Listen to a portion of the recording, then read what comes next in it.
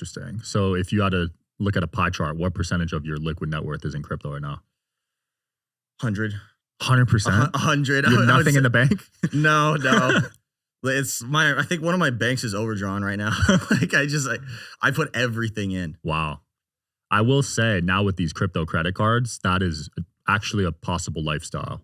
But I feel like before you kind of needed some cash, you know? Yeah, like you can pretty much live off of cryptocurrency alone right now. Like I've heard that BitPay, you can pay your rent and other bills directly from a wallet. Wow. It'll just convert it and send the money right off. That's interesting. So I'll say there's some really smart people that are putting a lot of their liquid capital into crypto right now.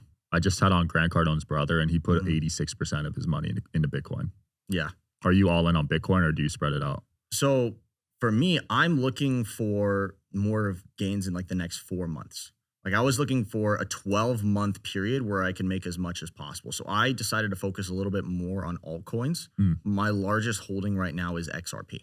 So I rode that from 55 cents, even before I was homeless. The money that I had in, I rode that from 55 cents up to I think 320. Wow. Is what it peaked out. And right now, I mean, we're doing good again right now. Yeah. So you're up 6x on that. I'm up a pretty decent amount. Do you want to sell it or do you want to just keep holding it? I'm going to keep it for now, but I do plan on selling everything before the next bear run.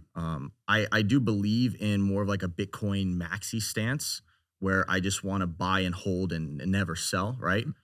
But that has to be later on. Yeah. I got other things in my life that I want to clear up that I think could launch me farther in the next bull run. And then I will never sell the Bitcoin that I accumulate in the next bull run. Yeah, because with Bitcoin, you could just leverage that and take out loans against it, right? That's my plan. My plan is to just hold it until it gets institutional adoption, and then I can just take loans against Bitcoin, just like a HELOC against a house. And it's a lot more liquid, and I don't have to worry about any control on it pretty much. There's already some companies, because when I was buying a house, that was an option for me. I was thinking about doing that, and there are a couple that will give you money. I've heard that there's two main options right now. There's one company that'll give you 40% LTV, and then there's another company that will give you, like, if you put up one Bitcoin as collateral, they'll give you another. And so you can basically just like leverage yourself 2x on Bitcoin, but I'm not entirely sure how that works yet. I haven't explored it. Yeah, I'm sure there'll be more and more competition in the future with that, but it's looking good because right now getting a house the traditional way is insane. Oh, it's impossible. I mean, I live in Orange County. Average mortgage where I'm living right now is like $12,000 a month. It's insane. And the amount that you need down, I mean, even with an FHA loan, you still are going to need like $100,000 down minimum. It's insane. That's nuts. Has your like fulfillment and happiness been affected from living in your car versus a house? Yeah, I'm so much happier. You're happier? I am so much happier. I feel free. I thought you were going to say the opposite. No, I feel so free doing it. I've actually never felt this good in my entire life. Wow. So it's just, I feel like just dropping that weight has allowed me to run so much faster. And I've accomplished more in the last 7 months of my life than I think I ever have, if I'm being completely honest. So what's a typical day? You pull up to somewhere with Wi-Fi, I'd imagine, right? No, so I actually still hold a 9 to 5. Oh. So every single day in the morning, I get up, I chug an energy drink, I drive over, I hold a sales job. And it's right next to where I sleep. So it's perfect. I just drive right down the street. And then after I get off work, I normally go back to my car. I change into some more casual clothes, hit the Lifetime Fitness that's on the other side of the street. And then I'll go grab some food and then I'll just repeat that day. And my life is a loop. I do that every single day. It does not change. Every single restaurant that I go to, like the whole staff knows me because I stick to that routine so strictly. So you're very disciplined in that sense. Yeah. So even though you're homeless, you're paying $330 a month for Lifetime. I am. Yeah. Why couldn't you just pick a $20 a month gym? Because I don't like the environment. I'm really big on mindset, and I'm really big on what I surround myself with. And I've noticed that I am incredibly competitive when I feel like I'm behind. So I intentionally try to put myself in situations where I am the lowest in the room. Like I want, when I go to Lifetime Fitness and I pull up and there's like a Urus outside and there's a McLaren 720S, which is my dream car right now. And when there's Rolls Royces and Bentleys everywhere, and even the casual cars in the parking structure, not even the valet, you got Beamers and AMGs and all of the nice stuff. And then I'm over here in like my shitty Model Y, or I pull up in my BMW 3 Series from 2018 that's got like a broken battery. Like it puts me in this constant position of I need to be doing better. I need to be catching up. Respect. Best decision I've ever made was that gym membership. I think that's the highest ROI that I'm currently spending, even more than crypto right now. Wow. Yeah, for me, it's been a tremendous ROI. I pay the same as you. And sauna conversations, you never know where they're going to go, man. Dude, sauna conversations are crazy. I met some guy who sells Ferraris.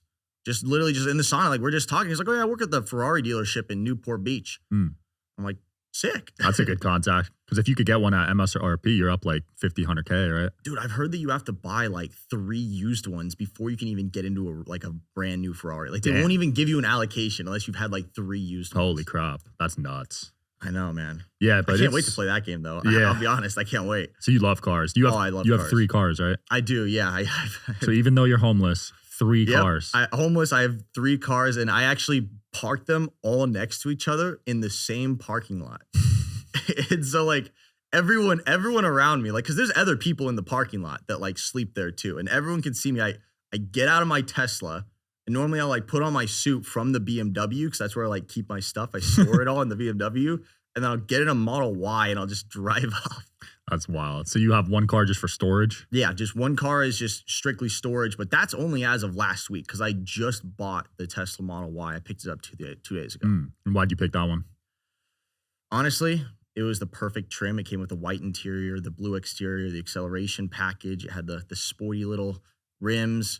And I wanted a Tesla because the camp mode is crazy for going homeless. I swear to God, it's better than a van. Wow. Everyone's telling me to get an RV or to get a van. And I'm like, you guys obviously don't know about camp mode, because I can turn my car into a thermostat potentially when I sleep, set it to whatever I want. It's got a security system. It's got sentry mode. And so I don't have to worry about anyone pulling up on me at the middle of the night. Everyone's deathly afraid of Teslas because they all know that it has cameras all around it. No one bothers me. That's a good point. It's great. And then I park my BMW between the 2 Teslas. And so there's cameras on either side of it. No one has bothered me. Wow. In 7 months. Smart. And I haven't even had to move the cars until last night. Funny enough, I was sleeping in the same parking lot for like 6 months. No one bothered me. And then this RV pulled up like 3 days before I left. And apparently someone called the cops because there's this massive RV sitting in the parking lot, and now they're kicking everyone out. So I had to have someone move my cars when I was driving out here. Damn, so that RV ruined it for everyone. It pretty much ruined it for everyone. What parking lot was that? I don't know if I want to say that. Okay, I don't know if I want to like drop the parking lot I sleep in. Well, no, I was gonna say, like, is that a common issue for people that sleep in their cars, like just getting kicked out of where they're at? Honestly, I wouldn't know. I mean, this is the first. I've gotten kicked out of multiple different lots, but most of that was just in my first month. Like the first month that I was homeless, I was jumping. Like I was trying to stay in Newport because I love the area. I love being by the coast. But every time, like the Newport Beach PD would pull up and they're like, "Yo, Ken, you got to move. Like you can't be sleeping in your car here." Yeah. So then I was kind of exploring some other places. I tried going outside my job. I was able to sleep in the parking lot of my job for a little bit, but then the property manager got upset. Now I just found this one parking lot that my friend told me about. It was like the spot.